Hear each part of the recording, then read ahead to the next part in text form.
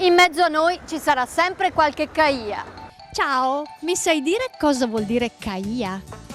No. Caia? Non so. Cala la notte.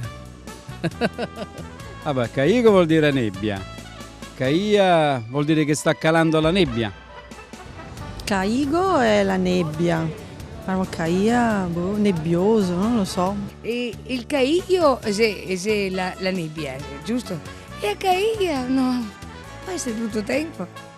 Però appunto ho pensato al freddo perché in francese cahier, se cahier, significa aver freddo. Ma se io ti dico che ti sei un caia, tu pensi a una cosa bella o brutta? Brutta. Sei cattivo, molto cattivo. Uno tiranno, avaro. Uno che non vuole spendere, che si tiene tutto per sé. Ecco, se voglio dire in veneziano, un avaro. Io sei uno che è duro, che ti sei, che avaro, che ti sei. Ecco, questa è caia. Un avaro proprio scosisi. Che il gran si scarsea. Beh, se trovo uno che dico sì, Maria, che vedo che è scarsè, così cucite, ne dico caia. Ce ne sono parecchi di caia in giro? Tanti. Più uomini che donne. Più duri proprio. Ma insomma, ho degli amici che sono CAI, ma non lo dico proprio spessissimo.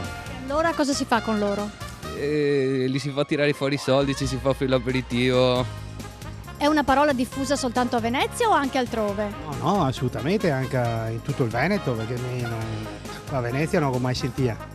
Dai miei parti, che mi arrivo dalla provincia di Vicenza, è una parola che non è più comunissima purtroppo, ma che a sé sicuramente è ancora conosciuta e relativamente diffusa. Andiamo con i nostri politici che sono tutti CAI, ecco, va bene? E adesso un brutto scherzo proprio da caia. La seconda parte della rubrica non andrà in onda più tardi, ma domani. Che ci volete fare? È la politica degli sparagnini.